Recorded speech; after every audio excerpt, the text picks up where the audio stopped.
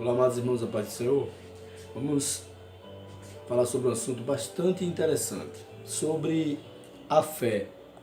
A fé que possivelmente você já tenha lido sobre, já tenha ouvido falar, já tenha visto muitas pregações sobre este assunto, mas nós queremos destacar fé e vitória.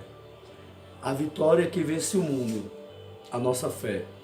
No livro de 1 João, capítulo número 5, versículo de número 4 ao 5, diz: porque todo que é nascido de Deus vence o mundo, e esta é a vitória que vence o mundo, a nossa fé. Quem é o que vence o mundo, senão aquele que crê que Jesus é o Filho de Deus? Nós vivemos num tempo, num mundo de muitas incertezas, conflitos sociais, guerras, corrupção de toda espécie, disputa por poder, envolvidos por camadas de ciúmes dentro das famílias, dentro da sociedade de um modo geral, no meio de uma empresa, onde se destaca um trabalhador, outro passa a ter inveja.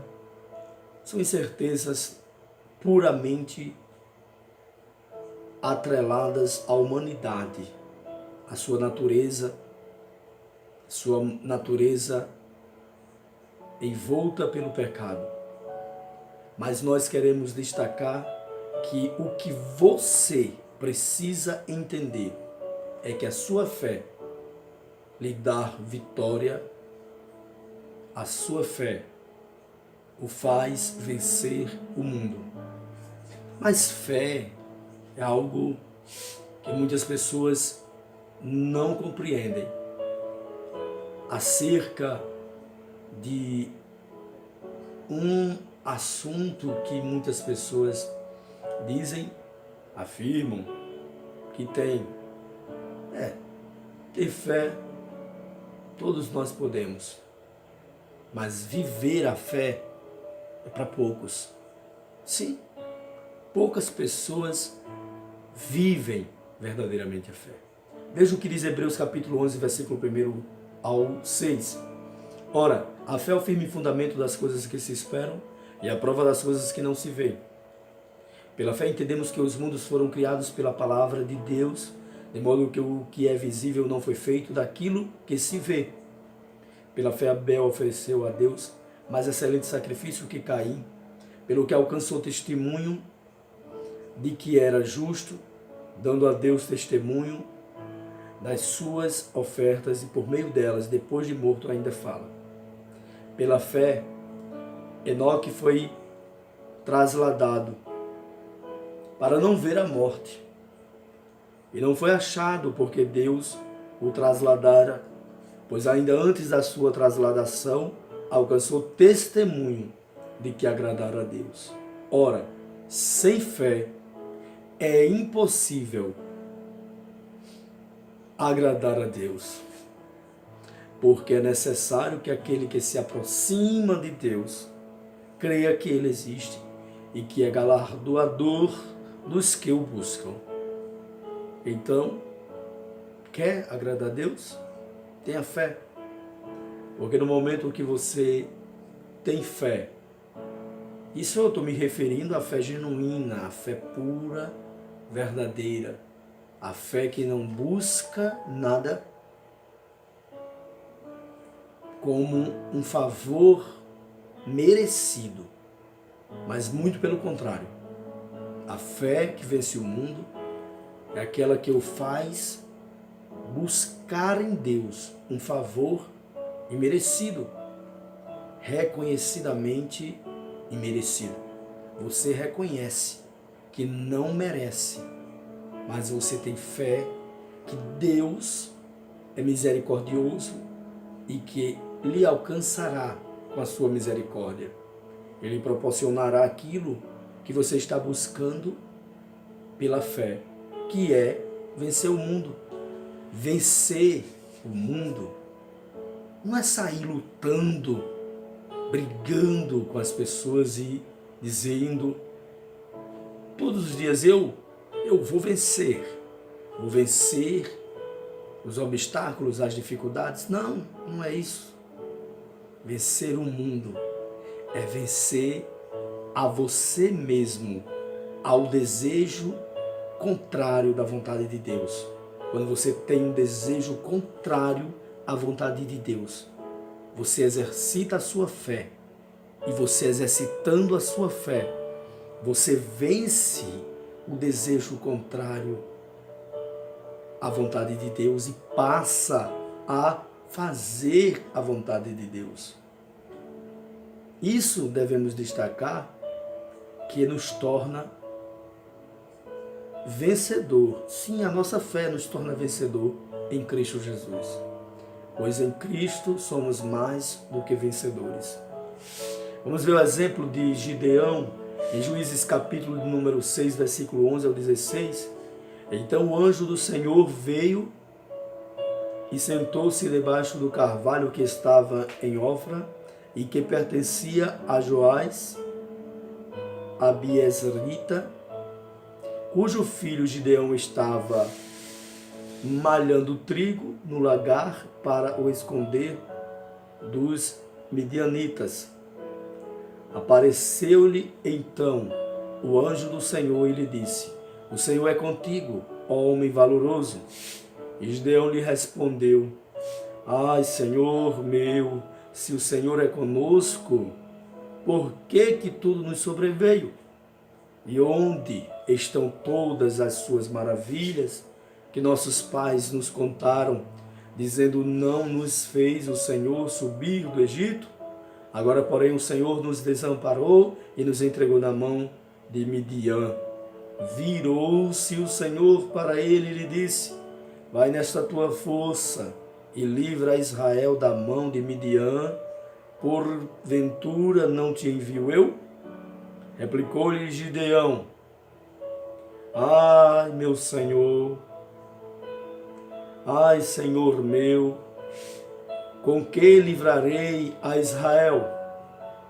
Eis que a minha família é mais pobre em Manassés, e eu menor na casa de meu pai.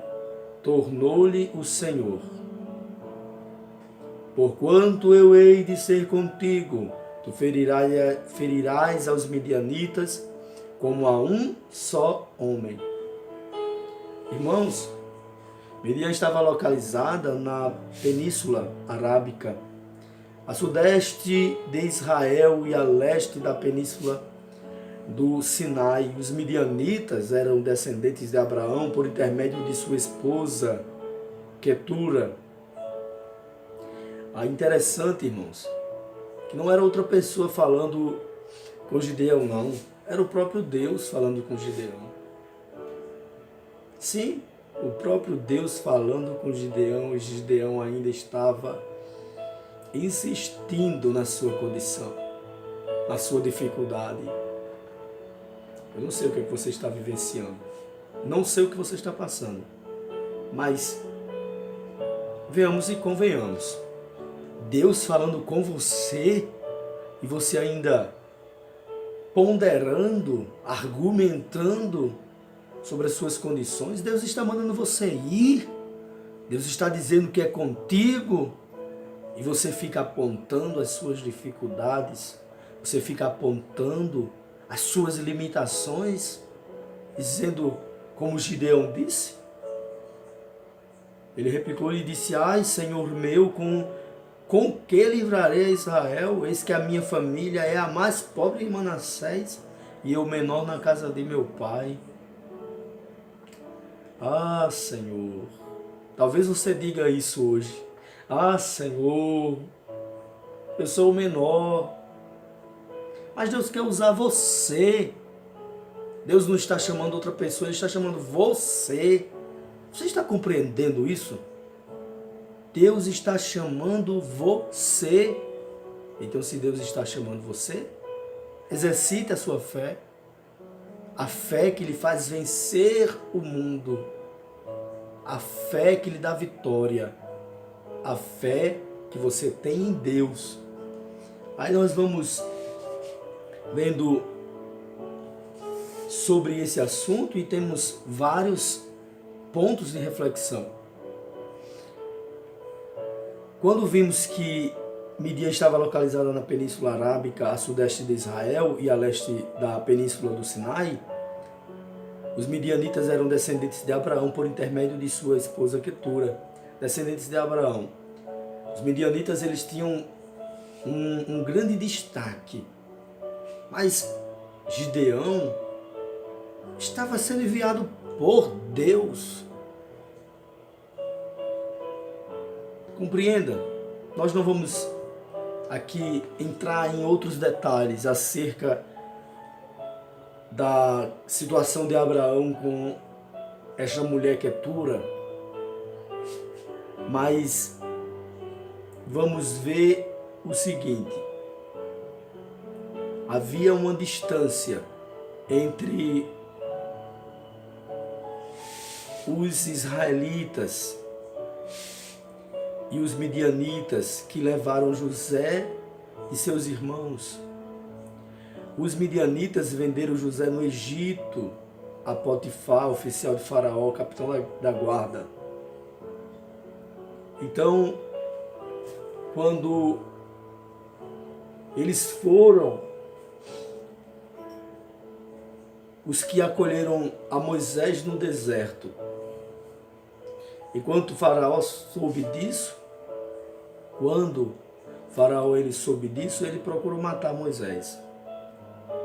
Eles, porém, fugiram da presença de Faraó e foi habitar na terra de Midian.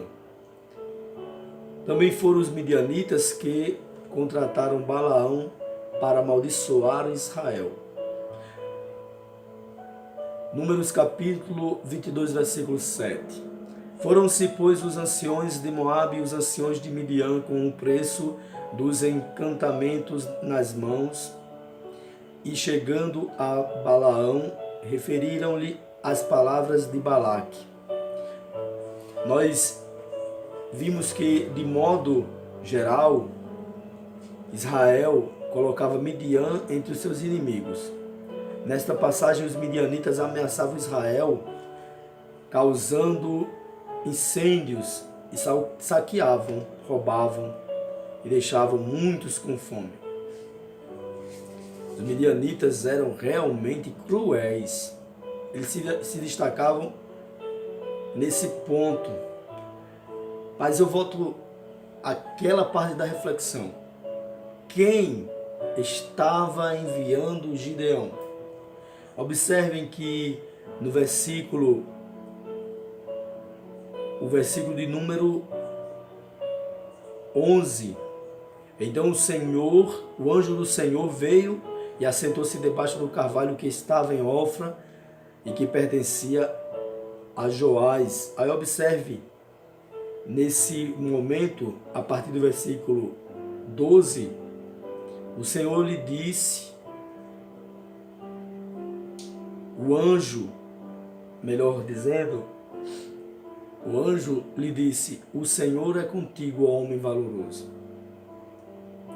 Gideão logo, isso está registrado no versículo de número 13, ele logo falou, Senhor meu, se o Senhor é conosco, porque tudo nos sobreveio. Olha só o ponto. Preste atenção. Talvez você esteja pensando assim. O Senhor dizendo todo o tempo que é com você, até envia um anjo, se for preciso, ele envia. Dizendo que é com você e você talvez esteja dizendo a mesma coisa que Gideão disse. E ainda colocar em questão a fidelidade de Deus para com suas promessas em relação ao seu povo. Deus é fiel e sempre será fiel. Nós que temos que buscarmos sermos fiéis ao Senhor.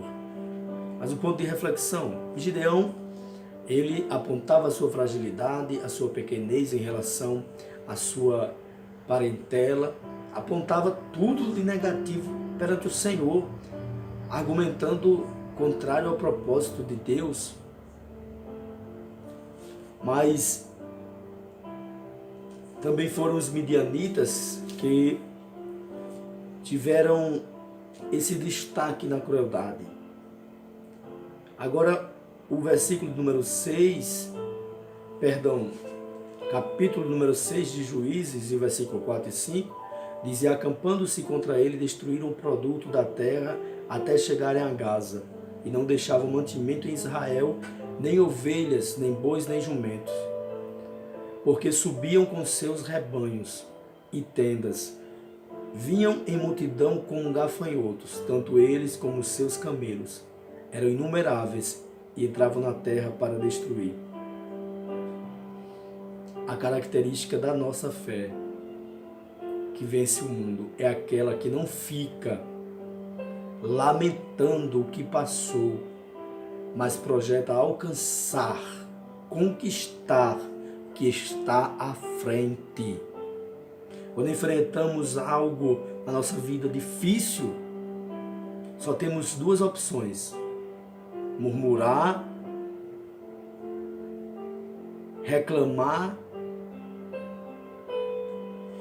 se entregar e ter uma visão pessimista e dar lugar à nossa incredulidade, ou deixar para trás o que passou e ir caminhando, seguindo adiante. Não ficar lamentando, mas projetar, alcançar o que está lá na frente. E o que está lá na frente, que você deve projetar para alcançar, é o grande encontro com Deus. Porque todos nós precisamos vencer o mundo para nos encontrarmos com o Senhor. Filipenses capítulo 3, versículo 13 ao 14 diz: irmãos, quanto a mim, não julgo que o haja alcançado, mas uma coisa faço, e é que, esquecendo-me das coisas que atrás ficam, e avançando para as que estão adiante, prossigo para o alvo, pelo prêmio da vocação celestial de Deus em Cristo Jesus. Uma outra característica que destaca a nossa fé que vence o mundo é que identifica a possibilidade de uma característica muito forte, que é aquela que identifica a situação que nós não desejamos, mas traçamos uma meta, um plano para alcançar o alvo ou meta projetada na nossa vida. Devemos identificar o problema, tão logo percebendo o problema, vamos buscando alcançar a solução. Vamos descansando, mas estabelecendo um alvo. Nos levantando, estabelecendo alcançar a nossa vitória. Neemias capítulo 6, versículo 15 diz: acabou-se, pois, os muros aos 25 do mês de Elul, em 52 dias. Em 52 dias os muros estavam restaurados. A importância de se estabelecer propósito, alvos a serem alcançados. Podemos até não alcançar no tempo que nós desejamos e nem estarmos no primeiro lugar, mas nós alcançamos quando aquilo que nós buscamos é propósito de Deus. Nós alcançamos. Então, se você está buscando vencer o mundo, saiba que vencer o mundo é propósito de Deus. Busque encontrar o rumo para a sua vida. Jesus Cristo, ele disse: eu sou o caminho. O próprio Jesus quem falou: eu sou o caminho, a verdade e a vida. Ninguém vem ao Pai se não for por mim. É Ele o caminho. Você tem fé, exercita a sua fé e ande neste caminho que é Jesus Cristo. É com Ele mesmo que você vai andar. É com Ele que você vai falar. Você vai estar falando com aquele que tem a solução para o seu problema. Você quer vencer? Vença com Cristo. Louvado seja Deus. Nós temos que destacar também, irmãos, que a fé, ela não deve ter uma característica de passividade, ou seja, só esperar. Não, buscar também. Podemos dizer que uma pessoa que não busca e diz que tem fé, ela pode não exercitar sua fé.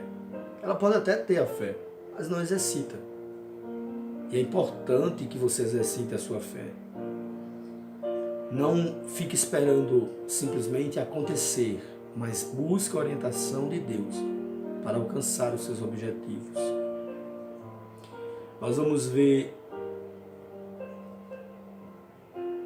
onde vemos em Josué, capítulo número 3, versículo 14 ao 16, quando, pois, o povo partiu das suas tendas para atravessar o Jordão, levando os sacerdotes a arca do pacto adiante do povo, e quando os que levaram a arca chegaram ao Jordão, e os seus pés se mergulharam na beira das águas, porque o Jordão transbordava todas as suas ribanceiras durante todos os dias da cega, as águas que vinham de cima, parando, levantaram-se no montão, muito longe, à altura de Adã, cidade que está junto ao Zaretã, e as que desciam ao mar da Arabá, que é o mar salgado, foram de todo cortadas. Então o povo passou bem em frente de Jericó. Não peça para Deus abrir o mar para que você passe. Entre no mar e coloque a fé em prática, dizendo assim: Senhor, eu creio. Eu não sei qual o mar que está na sua frente. Eu não sei qual é a dificuldade que você está enfrentando, que você está vivenciando. Mas é hora de você exercitar a sua fé e dizer: Deus, eu creio que eu atravessarei este mar revolto. As águas tentam te submergir, mas Deus, Ele diz que está contigo, que não deixará você se afogar em meio a estas águas tão fortes. Maior do que estas forças do revolto mar é o nosso Deus. Ele é maior do que tudo, porque tudo foi Ele quem fez. Foi feito pelas suas mãos. Vamos depositar a nossa fé, porque todo que é nascido de Deus vence o mundo, e esta é a vitória que vence o mundo, a nossa fé. Tenhamos, pois, fé no Senhor. Devemos aprender que ter fé não é somente da boca para fora, não. É exercitar a sua fé. Se o Senhor disse que está com você, prossiga adiante. Prossiga adiante. Cristo, Ele te ama e quer ver você caminhando com Ele. Que Deus continue te abençoando. Agora eu quero orar com você. Querido Deus, te apresento, Senhor Deus amado, todos aqueles que estão, Senhor, neste momento vendo este vídeo, para que o Senhor os faça entender que a fé, Senhor Deus, que é depositada em Ti, é uma fé que nos impulsiona à vitória, que nos direciona a propósitos que para os homens parece impossível, mas para ti, Senhor, nada é impossível. Que Deus, Pai amado, possa encontrar um coração quebrantado, onde o teu Espírito Santo possa habitar e os faça exercitar a fé. Que Deus continue abençoando a você e a sua casa, em nome de Jesus. Amém.